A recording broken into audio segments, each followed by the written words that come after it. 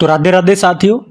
तो चलिए स्टार्ट करते हैं आज की यानी कि 1 नवंबर के इंपॉर्टेंट करंट अफेयर्स को। तो आज मॉर्निंग में वीडियो नहीं आ पाया था, उसके लिए मैंने आपको मॉर्निंग में ही इन्फॉर्म कर दिया था अपने कम्युनिटी पोस्ट पे भी और टेलीग्राम पे भी कि आज इवनिंग तक वीडियो अपलोड होगा, क्योंकि मैं यहाँ पे अवेलेबल नहीं था इसलिए वीडियो तैयार नहीं हो पाया। इसलिए अगर आप में से किसी स्टूडेंट ने टेलीग्राम पे हमें ज्वाइन नहीं कर रखा तो ज्वाइन कर लीजिए। उसका सबसे बड़ा बेनिफिट यही होता है, एक तो जब भी वीडियो अपलोड होता है उसका नोटिफिकेशन सबसे पहले आपको मिल जाता है और कोई भी इन्फॉर्मेशन आती है तो सबसे पहले नोटिफिकेशन आप तक पहुंच जाता है। लिंक डिस्क्रिप्शन बॉक्स में है। तो चलिए स्टार्ट करते हैं आज की क्लास। तो पहले प्रश्न में क्या पूछ रहे हैं, अभी हाल ही में बांग्लादेश ने किस देश को हरा करके South Asian football federation women's championship 2024 को जीत लिया? तो इसका उत्तर हो जाएगा नेपाल। यहाँ पे हम बात कर रहे हैं South Asian football federation women's championship 2024 की, जो कहाँ पे हुआ? नेपाल में। नेपाल की कैपिटल काठमांडू है, तो उसमें एक दशरथ स्टेडियम है, वहां पे खेला गया था और इसको जीत लिया बांग्लादेश ने। बांग्लादेश ने ये दूसरी बार जीता है, दूसरा टाइटल है। यहाँ पे बांग्लादेश ने किसे हराया? नेपाल को ही हराया है। अभी 17 से लेकर 30 अक्टूबर तक ये चैंपियनशिप हुई थी, तो ये आप ध्यान रखेंगे। अभी मैं क्या करूंगा, आपको 2024 में फुटबॉल से संबंधित जितने भी प्रश्न हमने पढ़े हैं वो सारे मैं आपको एक साथ रिवाइज कराऊंगा, बिल्कुल ध्यान से सुनिएगा। देखो, एक तो आपको ये पता है बाला देवी का नाम अभी 50 अंतरराष्ट्रीय गोल करने वाली पहली भारतीय महिला फुटबॉलर बनी थी। बाकी डूरंड कप की बात करें, अभी 2024 में 133वां संस्करण था। इसे गुवाहाटी का एक north east United football club है, उसने जीत लिया, मोहन बागान को हराया था। अंडर 17 वुमेन्स वर्ल्ड कप 2024 ये डोमिनिकन रिपब्लिक में होगा और अभी इसी के लिए सहायक रेफरी के रूप में मेघालय की रिहोहलंग धर को चुना गया। 48वां कोपा अमेरिका, इसे अर्जेंटीना ने जीत लिया, कोलंबिया को हराया। यूईएफए यूरोपीय फुटबॉल चैंपियनशिप, जिसे यूरो कप भी कहते हैं, स्पेन ने जीता, इंग्लैंड को हराया। वर्ल्ड फुटबॉल डे 25 मई को मनाया और 2023-24 यूईएफए चैंपियंस लीग को रियल मैड्रिड ने जीता है, स्पेनिश फुटबॉल क्लब है। एएफसी वुमेन्स एशियन कप 2029 ये उज्बेकिस्तान में हुआ और पहला ये सेंट्रल एशियन कंट्री होगा जो इसकी मेजबानी करेगा। अभी एक एग्जाम में ये प्रश्न आया था, आप ही में से एक स्टूडेंट ने मुझे बताया, तो इंपॉर्टेंट मार्क करना। अब ये तो 2029 वाला हो गया और 2026 वाला कहाँ पे होगा? ऑस्ट्रेलिया में होगा। फीफा वुमेन्स वर्ल्ड कप 2027 वाला ब्राजील में, ये भी बिहार पुलिस एग्जाम में आया था। इंडियन सुपर लीग 2023-24 का खिताब मुंबई सिटी फुटबॉल क्लब ने जीता, मोहन बागान को हरा के। संतोष ट्रॉफी 2023-24 ऐसे सर्विसेज ने जीता, गोवा को हरा करके। South Asian football federation under 19 football championship 2024 Bharat और बांग्लादेश विजेता रहा। Under 20 south Asian football federation mains football championship 2024 जो कि नेपाल में हुआ था, बांग्लादेश ने जीता था, नेपाल को हरा के। Men's AFC under 23 Asian cup Japan ने जीता, उज्बेकिस्तान को हराया। All India football federation Kalyan Chaubey हैं और भी चौथा इंटर कॉन्टिनेंटल कप पुरुष फुटबॉल प्रतियोगिता को जीत लिया सीरिया ने। इंडियन मेंस फुटबॉल टीम के कोच मनोलो मार्केज ये स्पेन से हैं। South Asian football federation men's under 17 championship 2024 जो कि भूटान में हुई थी, भारत ने जीता, बांग्लादेश को हराया। और ये मैंने आपको बताई दिया स्टार्टिंग में बाला देवी के बारे में। बाकी आपको बताया फुटबॉल का एक बहुत ही महत्वपूर्ण पुरस्कार है बैलन डी'ओर पुरस्कार। ये पुरुषों में दिया गया अबे रॉड्रिगो हर्नांडेज को, जो स्पेन से हैं। महिलाओं में एटना बोनमाटी को मिला, जो कि स्पेन से हैं। फीफा मेंस वर्ल्ड कप 2022 में 22वां संस्करण हुआ कतर में। इसका शुभंकर लाइव था, अर्जेंटीना ने जीता था, फ्रांस को हरा के। 2026 वाला 23वां संस्करण 3 देशों में होगा, अमेरिका, कनाडा, मैक्सिको में। और 25वां संस्करण 2034 में होगा, सऊदी अरब में। सऊदी अरब से याद रखना 2034 में ही ये 22वें एशियन गेम्स को होस्ट करेगा और अभी जो पहली बार ई स्पोर्ट्स गेम्स होंगे उसको भी होस्ट करेगा सऊदी अरब। पूरी दुनिया में फुटबॉल को रेगुलेट करने वाली बॉडी है फीफा। उसके स्टैटिक देखते हैं। जैसे स्थापना होती है 1904 में, हेडक्वार्टर ज्यूरिख स्विट्जरलैंड में है, प्रेसिडेंट है गियानी इन्फेनिटो। कुछ कप्स एंड ट्रॉफीज की बात करें तो रॉबर्ट्स कप हो गया, Santosh trophy, Subroto cup, Durand cup, Ashutosh cup, Merdeka cup और नेहरू कप, इन सब का संबंध फुटबॉल से है। एक फुटबॉल टीम में कितने प्लेयर्स होते हैं? तो 11 प्लेयर्स होते हैं, ये भी ध्यान रखना। अगला प्रश्न देखते हैं। तो अगले में पूछ रहे हैं क्या, देश की पहली हेली एम्बुलेंस मेडिकल सेवा जिसका नाम संजीवनी है, इसकी शुरुआत कहाँ पे की गई? तो आंसर होगा उत्तराखंड में। अच्छा, इसकी बात हम पहले भी कर चुके हैं, आपको याद होगा, पर अभी इसे फाइनली शुरू कर दिया गया है। किसके द्वारा या किसने किया? तो प्रधानमंत्री नरेंद्र मोदी ने। ये देश की पहली हेली एम्बुलेंस मेडिकल सेवा है जिसको भी शुरू कर दिया गया, उसका नाम संजीवनी रखा है। ये सुविधा, ये फैसिलिटी कहाँ पे शुरू हुई या किसके द्वारा संचालित की जा रही है, तो एम्स ऋषिकेश की है ये। एम्स ऋषिकेश की ओर से संचालित की जा रही है। इसमें मेडिकल सुविधाओं को हेलीकॉप्टर के माध्यम से आप तक, मतलब जो भी पेशेंट होंगे उन तक पहुंचाया जाएगा। जैसे कि मान लो किसी का एक्सीडेंट हो गया तो हेलीकॉप्टर आएगा और जो भी जरूरी ट्रीटमेंट होगा हाथों हाथ वो आपको दे देगा, फिर आपको उठा के हॉस्पिटल लेकर के चला जाएगा। तो मतलब एक्सीडेंट से हॉस्पिटल पहुंचने में जो समय लगता है वो बहुत सारा बच जाएगा, जिससे बहुत सारे पेशेंट क्या होते हैं, देरी से पहुंचने के कारण या देरी से ट्रीटमेंट मिलने के कारण उनकी डेथ हो जाती है। तो ऐसा अब नहीं होगा यहाँ पे। और ये देश की पहली हेलीकॉप्टर एम्बुलेंस मेडिकल सेवा है, याद रखना, संजीवनी इसका नाम है। कहाँ पे शुरू होती है? उत्तराखंड में, एम्स ऋषिकेश का नाम याद रखना, ये इसे शुरू कर रहा है। अच्छा, उत्तराखंड से आपको याद आएगा कि 2025 में जो 38 नंबर के नेशनल गेम्स होंगे वो भी कहाँ पे होंगे? उत्तराखंड में। अभी 2024 में जो काजिंद एक्सरसाइज हुआ था भारत और कजाकिस्तान के बीच में, उत्तराखंड के ओली में हुआ था। और एक भीष्म, मैं आपसे पूछूंगा भीष्म क्या है? भीष्म पहले तो ये बताओ। पहला स्वदेशी पोर्टेबल हॉस्पिटल है। अभी जब यूक्रेन गए थे मोदी जी, वहां पे गिफ्ट भी किया था उन्होंने। भीष्म की फुल फॉर्म एग्जाम में पूछी जा चुकी है, क्या होती है? भारत हेल्थ इनिशिएटिव फॉर सहयोग, हित और मैत्री। और हेलीकॉप्टर से आपको याद आएगा, स्पेन की एक कंपनी है एयरबस। तो एयरबस और टाटा ये मिलकर के भारत का पहला H125 हेलीकॉप्टर बना रहे हैं, 2026 तक बन जाएगा। उसके अलावा भारतीय नौसेना की पहली महिला हेलीकॉप्टर पायलट बनी थी अनामिका बी। और बताओ, भारत का सबसे बड़ा हेलीकॉप्टर मैन्युफैक्चरिंग प्लांट का उद्घाटन कहाँ पे किया था मोदी जी ने? कर्नाटक के तुमकुरु में। ये किसका है? हिंदुस्तान एरोनॉटिकल लिमिटेड का है। तो ये सारे जो एक्स्ट्रा पॉइंट्स बताए ये भी सारे इंपॉर्टेंट है, ध्यान में रखना। और जो पीडीएफ में आपको देता हूँ, जो अपनी क्रिक एग्जाम एप्लीकेशन पे आपको इसकी पीडीएफ मिलती है, पहले तो मैं ये बता दूं, तो क्रिक एग्जाम एप्लीकेशन को इंस्टॉल कर लेना, तो डेली आपकी पीडीएफ अवेलेबल हो जाती है। वीडियो डालने के 20 मिनट के 15 मिनट के अंदर अंदर पीडीएफ आ जाती है और साथ में आपको क्विज भी मिल जाती है ताकि आप इनकी प्रैक्टिस कर सको। तो पीडीएफ में ये सारे क्वेश्चन के साथ साथ जो भी एक्स्ट्रा डिटेलिंग रिवीजन वाली शीट में आपको दे रहा हूँ वो सब आपको मिलेगा बिल्कुल फ्री में। तो आप वहां से डाउनलोड कर लेना। सेशन अच्छा लगे तो प्लीज वीडियो को लाइक करके शेयर जरूर करना। चलो अगला प्रश्न देखते हैं फिर। तो अगले प्रश्न में पूछ रहे हैं, हाल ही में गृह मंत्री जो है अमित शाह, उन्होंने जनगणना भवन में किसकी प्रतिमा का अनावरण किया अभी? तो आंसर होगा सरदार वल्लभ भाई पटेल। तो अभी हमारे जो गृह मंत्री और सहकारिता मंत्री अमित शाह, उन्होंने नई दिल्ली में जो जनगणना भवन है उसमें सरदार वल्लभ भाई पटेल जी की प्रतिमा का अनावरण किया है। इसके अलावा अमित शाह ने जन्म और मृत्यु के पंजीकरण मतलब रजिस्ट्रेशन को परेशानी मुक्त बनाने के उद्देश्य से नागरिक पंजीकरण प्रणाली मोबाइल एप्लीकेशन को भी लॉन्च किया है। अच्छा, यहाँ पे सरदार वल्लभ भाई पटेल जी से जो भी महत्वपूर्ण प्रश्न बनते हैं वो मैं आपको कराऊंगा, अगले प्रश्न में कराऊंगा। यहाँ पे स्टैच्यू से संबंधित कुछ प्रश्न मैं आपको रिवाइज करवाता हूँ। जैसे कि आपको याद हो, जैसे कि पीयूष गोयल ने तमिलनाडु में भारत के पहले जो वित्त मंत्री हैं आर.के. षणमुखम चेट्टी, उनकी प्रतिमा का अनावरण किया था। नए संसद भवन का डिजाइन तैयार किया था डॉक्टर बिमल पटेल ने। तेलंगाना के हैदराबाद में अंबेडकर जी की 125 फुट ऊंची स्टैचू का अनावरण किया गया, जिसके वास्तुकार है रामवी सुतार। स्टैचू ऑफ प्रॉस्पेरिटी, ये केम्पेगौड़ा जी की स्टैचू है जो लगाई गई थी बेंगलुरु में, 108 फुट ऊंची है। और भगवान शिव जी की जो स्टैचू है जिसे स्टैचू ऑफ बिलीफ कहते हैं, ये स्थापित की गई थी राजस्थान के नाथ द्वारा में, जिसकी ऊंचाई है 112 मीटर ऊंची।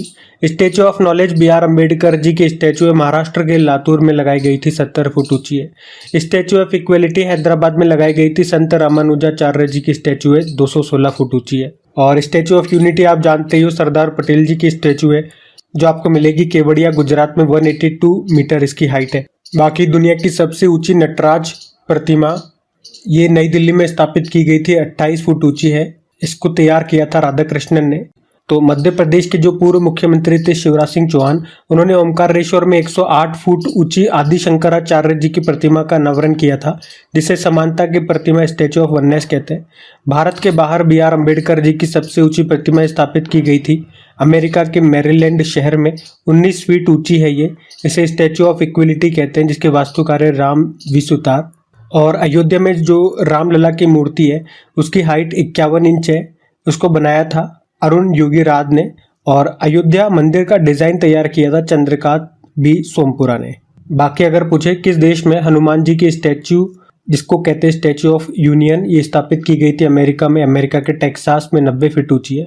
असम में लचित बोरफुकन की 125 फुट ऊंची प्रतिमा स्थापित की गई थी जिसका नाम है शौर्य की प्रतिमा।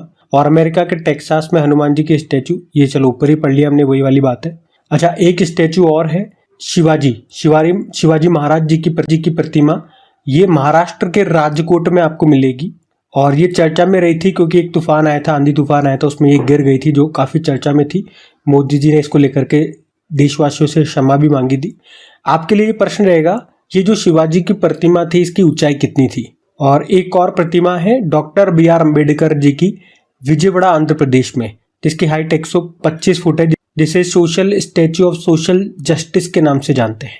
तो ये कुछ महत्वपूर्ण स्टैच्यूज मैंने यहाँ पे आपको रिवाइज कराई, ध्यान में रखिएगा। अगला प्रश्न देखते हैं।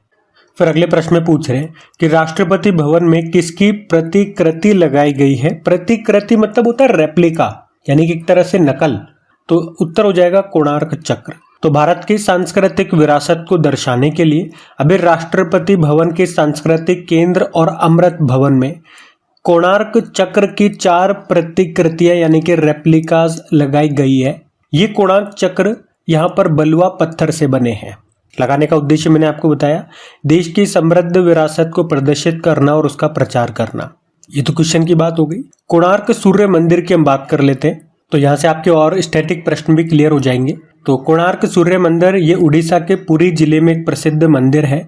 ये मंदिर सूर्य देवता को, सूर्य भगवान को समर्पित है और ये मंदिर सूर्य देवता को ले जाने वाले एक विशाल रथ के रूप में डिजाइन किया गया है।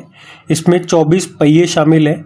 हर पहिए का जो व्यास है, जो डायामीटर है, वो 9 फुट 9 इंच का है और हर पहिए में 8 चौड़ी और 8 पतली तीलियां दिखेंगी आपको।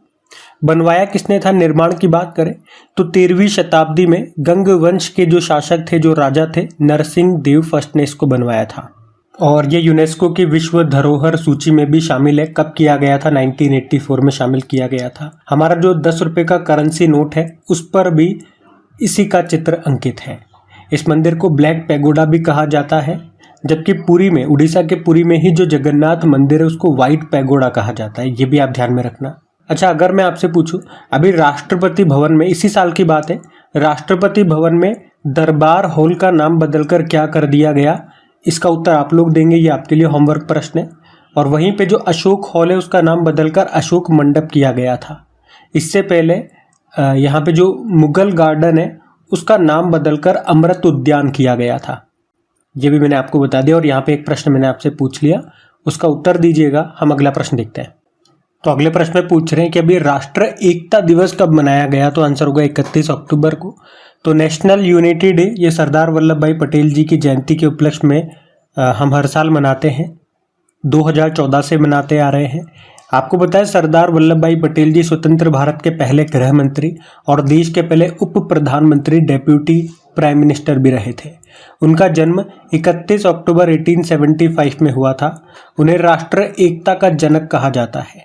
उन्होंने 565 यानी कि 565 से ज़्यादा रियासतों को भारतीय संघ में शामिल करने में अहम भूमिका निभाई थी। इसीलिए उन्हें भारत का बिस्मार्क भी कहा जाता है और उन्हें भारत का लौह पुरुष भी कहा जाता है। भारत का सर्वोच्च सम्मान भारत रत्न भी उनको मिल चुका है, 1991 में दिया गया था। और 1928 में बारदोली सत्याग्रह का नेतृत्व इन्होंने ही किया था।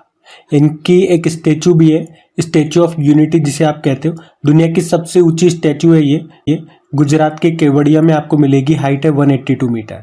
तो इनसे संबंधित ये सारे इंपॉर्टेंट फैक्ट्स मैंने आपको बता दिए। और अक्टूबर में जब भी डे वाला प्रश्न आया है, पूरे अक्टूबर में जितने भी डेज हम मनाते हैं, बार बार मैं आपको रिवाइज करवाता हूँ।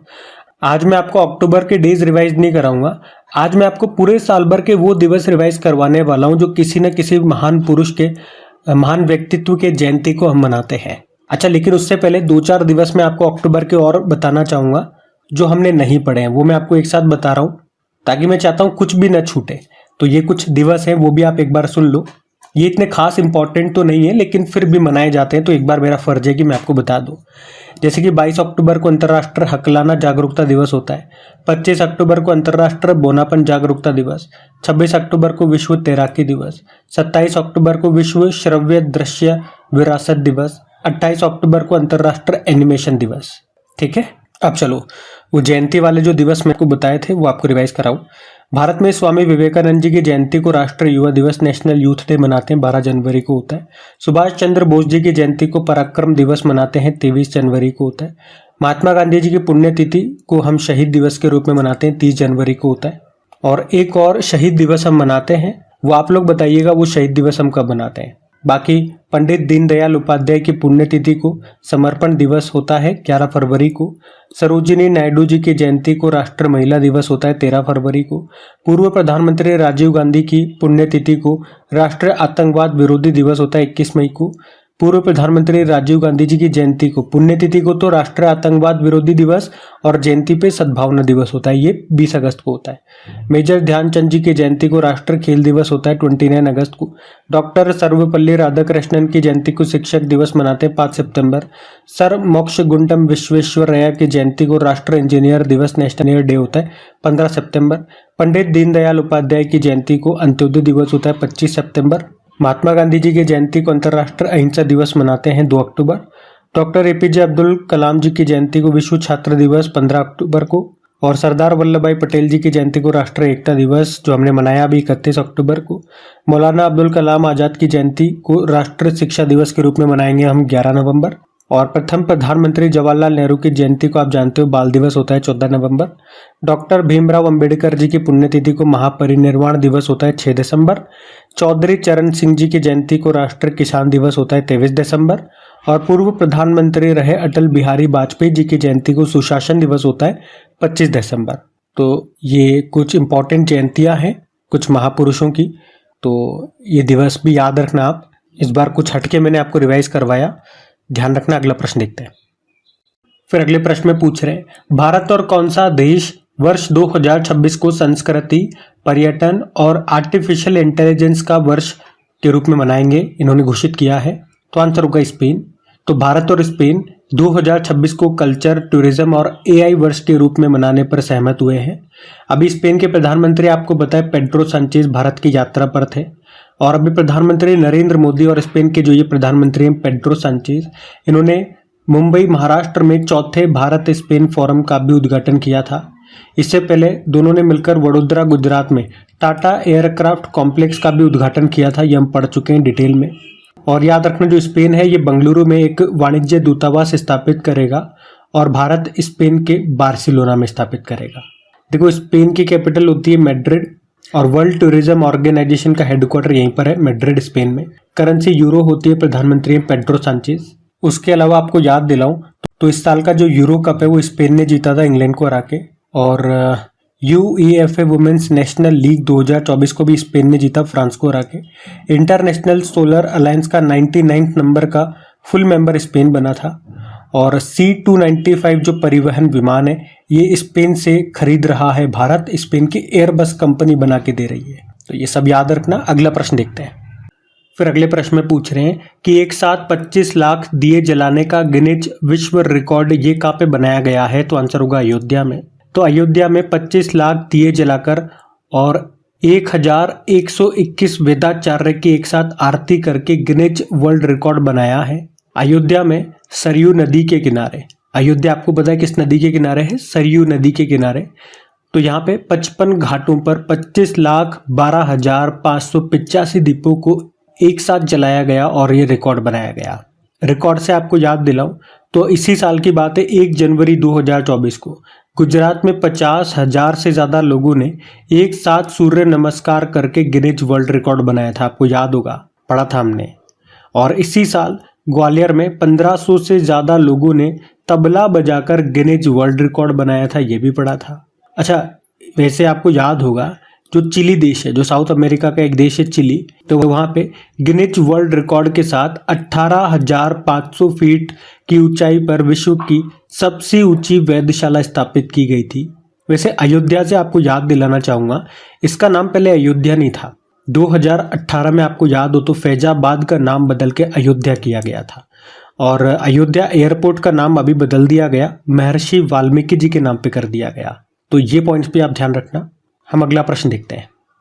फिर अगले प्रश्न में पूछ रहे हैं कि इंटरनेशनल क्रिकेट काउंसिल ने किसे भ्रष्टाचार निरोधक इकाई एंटी करप्शन यूनिट का नया अध्यक्ष नियुक्त किया। तो आंसर होगा सुमति धर्मवर्धने। तो अभी इंटरनेशनल क्रिकेट काउंसिल ने श्रीलंका के सुमति धर्मवर्धने को अपनी भ्रष्टाचार निरोधक इकाई के नए अध्यक्ष के रूप में नियुक्त किया है। वे रोनी फ्लेगन का स्थान लेंगे। इंटरनेशनल क्रिकेट काउंसिल की बात करें, स्थापना होती है 1909 में। हेडक्वार्टर दुबई यूएई में है। इसके चेयरमैन अभी तो ग्रेग बार्कले है, लेकिन इस साल के एंड तक नए बन जाएंगे जय शाह। सीईओ जॉफ एलार्डिस है। बाकी देखो ऑप्शन में शाश्वत वर्ष शर्मा अभी भारतीय एयरटेल के नए एमडी सीईओ बने थे।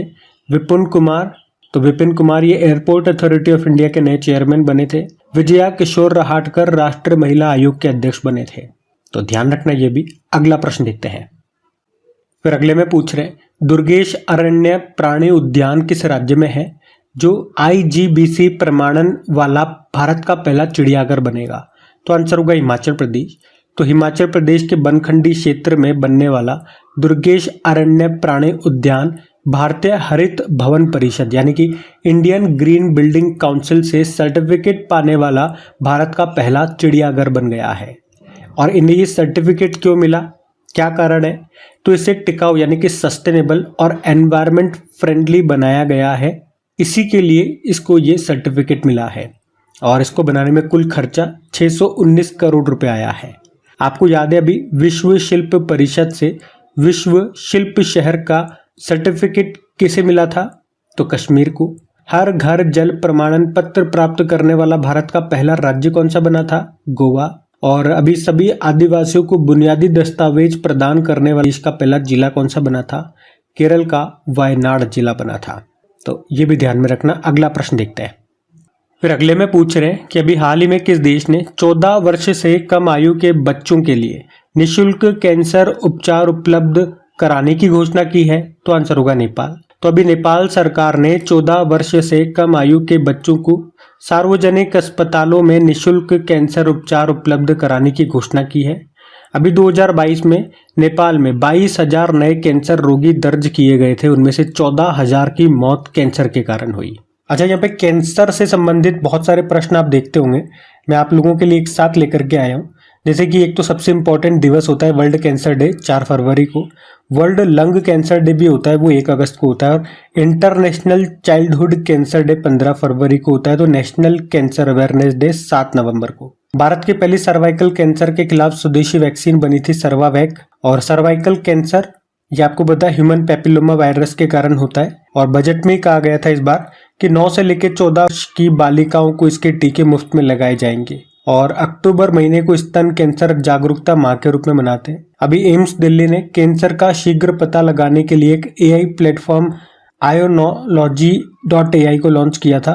इसे centre for development of advance computing Pune ने तैयार किया। कैंसर के अध्ययन को ऑन्कोलॉजी कहा जाता है। और हरियाणा सरकार ने महिलाओं में स्तन कैंसर का पता लगाने के लिए भी कौन सा कार्यक्रम शुरू किया था? सवेरा कार्यक्रम। बाकी बात तो यहाँ पे नेपाल की भी हुई है। तो ये रहा मैप में नेपाल। कैपिटल काठमांडू होती है। करेंसी है नेपाली रुपया। प्रेसिडेंट है रामचंद्र पौडेल और प्रधानमंत्री है केपी शर्मा ओली। भारत के कितने राज्यों को छूता है नेपाल? 5 राज्यों को। कौन कौन से देख सकते हो? एक तो उत्तराखंड हो गया, एक उत्तर प्रदेश हो गया, एक बिहार हो गया, एक पश्चिम बंगाल हो गया और एक सिक्किम हो गया। अब यहाँ के करंट अफेयर्स में आपको रिवाइज कराऊं तो 2025 को एक विशेष पर्यटन वर्ष के रूप में नामित किया नेपाल ने। नेपाल ने पोखरा को अपना टूरिज्म कैपिटल बनाया। माता तीर्थ ओंसी उत्सव मनाया गया था। बिस्किट यात्रा महोत्सव नेपाल में मनाया गया। रेनबो टूरिज्म कॉन्फ्रेंस नेपाल में मनाया गया। समलैंगिक विवाह का पंजीकरण करने वाला पहला दक्षिण एशियाई देश बना नेपाल। भारत नेपाल के मुनाल उपग्रह को लॉन्च करेगा। भारत नेपाल से 10 सालों में 10,000 मेगावाट बिजली खरीदेगा। WHO ने नेपाल के धुलीखेल नगर पालिका को नेपाल का पहला स्वास्थ्य शहर और एशिया का दूसरा सबसे स्वस्थ शहर घोषित किया था। UPI सिस्टम अपनाने वाला पहला विदेशी देश नेपाल ही है। इंटरनेशनल सोलर अलायंस का 101वां सदस्य देश नेपाल बना। और नेपाल जो है ये भारत के माध्यम से बांग्लादेश को 40 मेगावाट बिजली निर्यात करे। और निम्मा रिंजी शेरपा दुनिया की 8,000 मीटर से ऊंची सभी 14 चोटियों पर चढ़ने वाले सबसे कम उम्र के व्यक्ति बन गए। इनकी उम्र 18 साल है। ये एक नेपाली पर्वतारोही है। तो ये लीजिए, आज की क्लास यहीं पे ओवर करते हैं। उम्मीद करूंगा सेशन आपको पसंद आया होगा। अच्छा लगा तो प्लीज़ वीडियो को लाइक ज़रूर कीजिएगा। देखो, फेस्टिवल होने के कारण, मैं इधर उधर रहने के कारण टाइम नहीं मिल पाया, वीडियो में आपका तैयार नहीं कर पाया। मैं चाहता तो 2 दिन का एक साथ लिख करके आपको वीडियो प्रोवाइड कर सकता था, जो यूट्यूब पर ज़्यादातर लोग ऐसे ही करते हैं। लेकिन फिर भी नहीं, मुझे पता था व्यूज़ भले ही कम आएंगे लेकिन मैं आपको अलग अलग प्रोवाइड करूंगा, चाहे उसके लिए मेरे को कितनी मेहनत करनी पड़े। आपको जैसा ये वीडियो चला गया, अब कल के करंट अफेयर्स के लिए मुझे लगातार लगना पड़ेगा, मतलब कंटिन्यू काम करना है आप लोगों के लिए फेस्टिवल पे भी। तो प्लीज़ सपोर्ट ज़रूर कीजिए, इसे अपने दोस्तों के साथ में स्टडी ग्रुप में शेयर ज़रूर कीजिएगा, बस इतनी सी रिक्वेस्ट है। चलो अभी कल के करंट अफेयर्स का क्विक रिवीजन करा देते हैं, फिर हम सेशन एंड करते हैं। तो पहला प्रश्न आपसे पूछा था, श्री श्री रविशंकर को किस देश के सर्वोच्च नागरिक पुरस्कार से सम्मानित किया गया? तो आंसर होगा फिजी। फिर पूछा, भारत के पहले लेखकों के गांव का उद्घाटन कहाँ पे किया गया? देहरादून। किस राज्य ने राज्य विशिष्ट योजना लागू की है? हरियाणा। पंजाब नेशनल बैंक के एमडी सीईओ बन गए अशोक चंद्रा। हिमाचल प्रदेश के किस शहर में राज्य की पहली डिजिटल लाइब्रेरी का उद्घाटन किया गया? बिलासपुर। और CII अवार्ड्स में किसने सर्वश्रेष्ठ खेल लीग का पुरस्कार जीता? Pro kabaddi league. भारतीय एयरटेल ने किसे अपना एमडी सीईओ नियुक्त किया? शाश्वत शर्मा। और वनडे में भारत के लिए सर्वाधिक शतक जड़ने वाली महिला क्रिकेटर कौन बनी है? तो आंसर होगा स्मृति मंधाना। एशियाई आर्मर रेसलिंग कप 2024 में भारत कौन से स्थान पर रहा? दूसरे स्थान पे। और आखिरी प्रश्न था, मैथ्यू वेड ने अंतरराष्ट्रीय क्रिकेट से संन्यास ले लिया, वे किस देश के खिलाड़ी? ऑस्ट्रेलिया। चलो अभी कल का भी होमवर्क प्रश्न देखते हैं और सेशन एंड करते हैं। तो कल के प्रश्न में पूछा था, WSF विश्व जूनियर स्क्वैश चैंपियनशिप 2024 का आयोजन ये कहाँ पे हुआ था? तो सही उत्तर होगा अमेरिका। आप सभी ने प्रश्न का बिल्कुल सही उत्तर दिया। अब ये रहा आज का आपका होमवर्क प्रश्न।